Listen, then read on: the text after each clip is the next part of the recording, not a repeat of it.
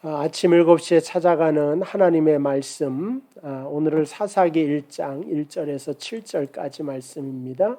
여호수아가 죽은 후에 이스라엘 자손이 여호와께 여쭈어 이르되 우리 가운데 누가 먼저 올라가서 가나안 족속과 싸우리이까. 오늘 1장 1절에 있는 말씀을 읽었습니다. 사사기는 이스라엘이 약속의 땅 가나안 땅을 정복하고 각 지파가 그 땅을 분배받은 후의 일을 기록하고 있습니다.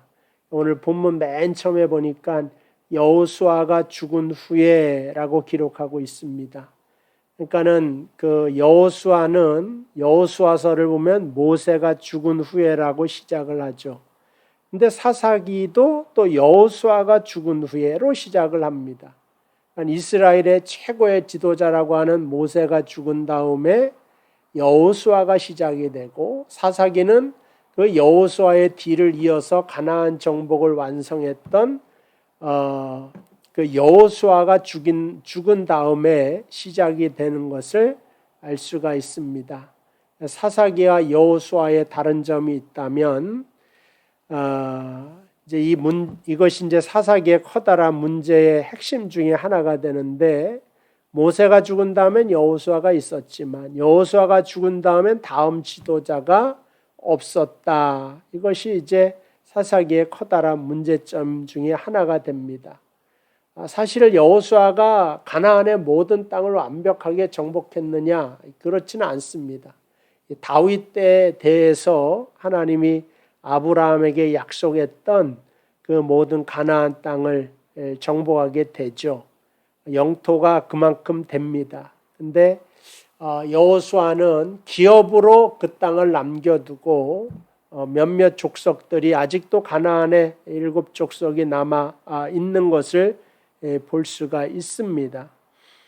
그래서 정복해야 될 땅이 있는데, 이스라엘은 그 자신을 인도해 줄 지도자가 지금 죽고 없는 상태에 놓여져 있습니다. 그래서 여호수아가 죽은 다음에 백성의 마음이 어떻겠습니까? 모세가 죽은 다음에 여호수아도 두려워해서 하나님께 나아갔을 때 하나님이 여호수아에게 주는 것이 걱정하지 마라, 두려워하지 마라, 내가 모세에게 함께 있었던 것처럼 너에게도 같이 해줄 것이다 하는 응답을 가지고 여호수아는 나아가게 됩니다. 이스라엘 백성이 이제 자기를 대신하여 들을 지도자가 없기 때문에 하나님께 직접 질문을 합니다. 여호수아가 죽은 다음에 이스라엘 자손이 여호와께 여쭈어 이르되 우리 가운데 누가 먼저 올라가서 가나안 족속과 싸우겠습니까? 직접 물어보죠. 이 말을 단순히 여기서 먼저 싸우고 나중 싸우고 순서를 말하는 거 아닙니다. 이스라엘 백성은 지도자의 부재 속에서, 불안감 속에서 누가 우리를 위해 앞서가며 본을 보여주게 될지, 그 역할을 누가 할까지를 묻는 것입니다. 여기 보면은 누가 우리 가운데 누가 먼저 올라가느냐, 이것이 이제 누가 우리를 위해 싸울 사람입니까? 그때 하나님께서 유다가 올라가라 하는 말씀을 하십니다. 이것은 이제 유다 족속을 말하죠. 유다 족속이 대장이 되어 리더가 되어서 가나안 땅을 완벽하게 정복하라고 하는 말씀을 하시고 있습니다. 그런데 유다는 어떻게 하느냐? 유다가 올라가라고 했을 때 3절에 보니까 유다가 그의 형제 시므온에게 쫓아갑니다. 그래서 나와 함께 올라가자 이렇게 말하는 거죠. 올라가서 가나안 족속과 싸우자. 그리하면 나도 너를 도와서 함께 하겠다. 그러니까 시므온이 이제 그와 함께 올라가서 승리를 하는 장면이 나오고 있는 것입니다. 근데 이것은 우리가 볼 때 하나님 앞에 순종하는 것이지만 온전한 순종은 아니다. 하나님은 유다 네가 가라 그랬지만 유다는 두려움이 있죠. 유다 보러 가라고 하는 것은 내가 너에게 능력도 주고 내가 너에게 실력도 주고 가나안의 모든 족속을 내 손에 맡겼다는 것이지만 유다는 그런 하나님에 대한 믿음이 별로 없는 것인지 시므온한테 가서 나를 도와서 같이 싸우자 하는 그 말을 하고, 우리가 전략적으로 생각할 때는 이게 상식적인 행동인 것 같고 상식적인 일인 것 같지만, 그러나 이것은 잘못됐다 성경이 이렇게 말하고 싶은 겁니다. 왜냐하면 여호수아도 마찬가지로 모세가 죽은 다음에 가나안 땅으로 나아가는데 하나님 왜 모세가 죽은 다음에 가나안 땅에 가게 하셨느냐? 모세가 올라가면 모세 실력으로 된 줄 알잖아요. 그러니까 모세가 죽기를 기다렸다가, 그러니까 눈이 아직 밝았어요. 건강해요. 근데 아마 서둘러서 하나님이 모세를 데려가신 것이 아닌가. 왜냐? 가나안을 빨리 정복해야 되니까. 눈치 없이 모세가 50년 100년 더 살면 어떡합니까? 그러니까는 하나님께서는 이 가나안 땅을 모세와 같은 위대한 지도자가 있어 올라가는 게 아니라 가나안 땅은 순종함으로 정복할 수 있는 땅이다. 이거를 이스라엘 역사 속에서 가르치고 싶은 것입니다. 그 이상도 그 이하도 아닙니다. 성경에 어디를 봐도 사람을 가지고 위대하다 말한 적이 없어요. 다 약점이 있고 결점이 있고, 사람은 이런 한계가 있고 죄악된 존재에서 태어나 죄를 저지를 수밖에 없는 존재가 인간이구나 하는 인간의 한계점을 설명해 놓고 그 한계 때문에 예수 그리스도를 보내는 것 아니겠습니까? 그렇기 때문에 그 성경에서는 어쨌든 하여간 위대한 위인의 힘을 의지하여서 가나안 땅을 정복하는 게 아니라 가나안 땅은 순종함으로 정복되는데, 하나님이 유다 내가 나아가라 그랬는데 유다는 시므온을 데리고 갑니다. 왜 그렇습니까? 혼자 가면 질 것 같고 믿음이 안 서고 그렇기 때문에 그렇습니다.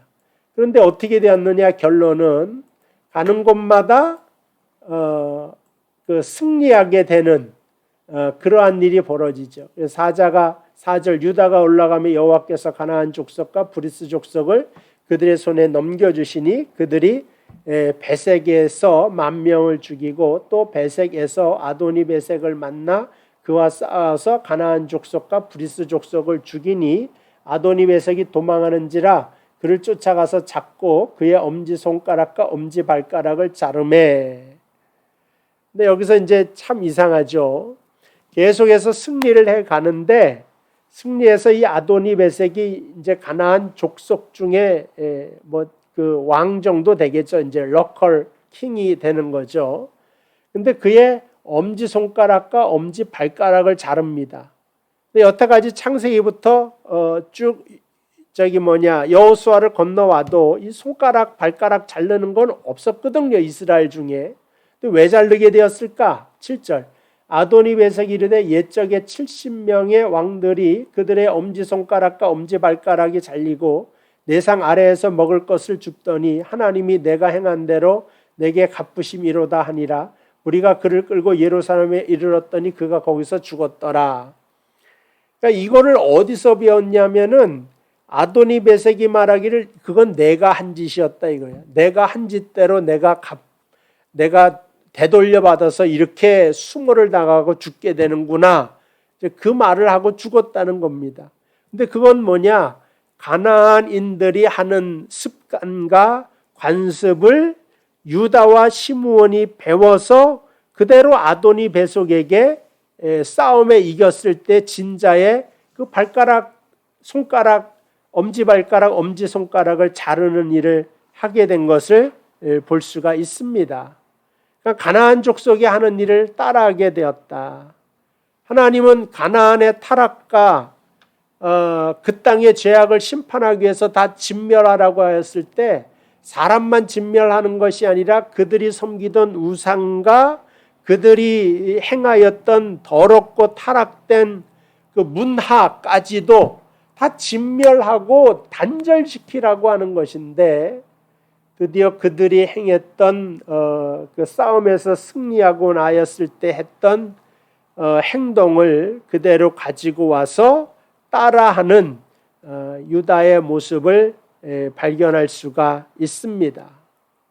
이러한 작은 것에서부터 한 가지 한 가지 허물어지게 되니까 나중에는 어떻게 되었느냐. 19절 여호와께서 유다와 함께 계심으로 그가 산지 주민을 쫓아내었으나 골짜기의 주민들은 철병가가 있으므로 그들을 쫓아내지 못하였다. 이렇게 나오고 있습니다. 그러니까는 유다가 나아갈 때 시므온을 데리고 가고 이건 다 인간적으로 뭐예요? 병사수가 많아야 되겠다 이런 거죠. 함께 하여야 협동으로 이겼다 이거보다는 성경이 이 가나안 땅을 정복해 나아가면서 하고 싶은 것은 가나안 땅은 순종함으로 이길 수 있는 땅이에요. 그래서 그 여리고성을 무너뜨릴 때도 성을 돌지 않습니다. 상식적으로 싸우지 않고 성을 돌아서 허물어뜨리고 나팔을 불어서 허물어뜨린단 말이에요. 그 요단강을 건널 때 해도 이게 뭐예요?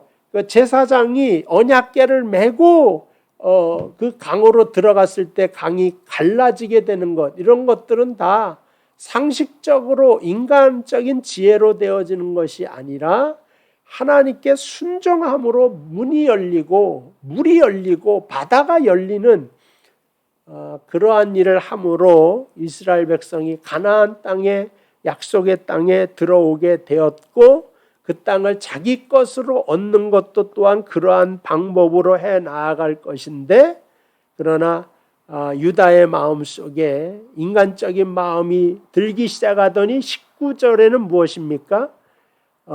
철병거가 있었기 때문에 도저히 안 되겠습니다 하고 포기하고 정복하지 않았던 땅의 이야기가 나오게 되는 것을 보게 됩니다. 성경은 군사력으로 가나안 땅을 정복하지 않는 것을 말하고 싶은 것인데 맨 처음에 이것을 모르고 잘못된 절반의 순종으로 나아가면서 사람의 지혜가 섞이면서 나중에는 핑계를 삼아 철병거 때문에 정복하지 못하였습니다. 거기까지 가는 거예요. 어떻게 보면 상식적이죠. 하나님 쟤들 철병거가 있습니다. 그때 하나님 뭐라고 하십니까? 저들에겐 철병거가 있지만 너에게는 내가 있지 않느냐.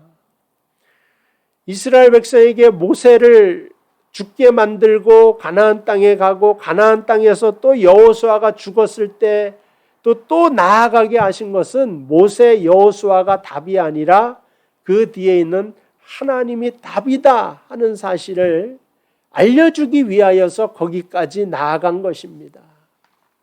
우리도 마찬가지입니다. 코로나 문제가 백신으로 답이 되어질 것이 아니다 이런 겁니다. 내가 건강해야지만 이 세상에서 생명을 부지하고 성공적으로 살아낼 수 있다. 그것도 아니라. 바울이 하나님의 뜻을 따라 복음을 전하는데 그는 건강도 없었고 돈도 없었고 예전에 누렸던 명성도 없었고 박사학위도 다 분토와 같이 여기면서 배설물처럼 여기고 다 벗어 던졌는데 그는 누구보다도 가장 위대한 복음의 전도자가 되어서 하나님의 일을, 예수 그리스도의 일을 감당하게 되었다고 하는 것입니다. 그것은 다 어디에서 나온 것입니까? 하나님 앞에 서서 하나님 뜻에 맞추어서 그 걸음을 걷게 되었을 때 저들 세상은 철병거를 가지고 있지만 나는 하나님을 가지고 있습니다. 나는 하나님을 소유한 자입니다. 이 믿음으로 오늘도 우리가 세상 속에 나아가기를 원하신다고 하는 것입니다. 이스라엘 백성이 가나안 앞에 섰다면 우리는 세상 앞에 서 있습니다. 가나안이 철병거를 가지고 있듯이 세상에서도 탱크를 가지고 있고 비행기를 가지고 있습니다. 그런데 뭡니까? 하나님께서 이스라엘 백성 우린 모세도 없고 여호수아도 없습니다. 그래서 할 수가 없습니다. 말하지만 하나님은 내가 너에게 있지 않느냐. 이스라엘 백성에게 말했던 하나님이 동일하게 저에게 이 말씀을 듣는 여러분에게 하십니다. 여러분에게는 하나님이 계십니다. 그 하나님을 믿고 의지하고 나아감으로 세상에 질병이 번지고 세상에 이상기후가 나타나고 세상에 소문과 난리가 났다고 두려워하고 비명을 지르고 있지만 담대하게 찬양 속에 승리하는 저와 여러분들 되시기를 주님의 이름으로 축복을 드립니다. 하나님 아버지, 모세가 죽고 여호수아가 죽어도 하나님이 우리와 함께 계시니 감사를 드립니다. 내가 의지했던 건강과 또한 배움의 지식과 물질이 없을지라도 우리에게 하나님이 있다면 우리는 언제든지 지금 이 순간 일어날 수 있는 하나님의 선택한 족속이 되는 줄로 믿습니다. 사랑 많으신 아버지께서 오늘 이 말씀을 듣는 모든 성도를 사랑하시고 그 가운데 긍휼과 사랑을 베푸셔서 저들이 넘어진 자리에서 일어나 주의 이름으로 아버지 하나님 승리하도록 인도하여 주옵소서. 예수님의 이름으로 기도하옵나이다. 아멘. 감사합니다. 내일은 사사기 2장을 통하여 은혜를 함께 나누도록 하겠습니다.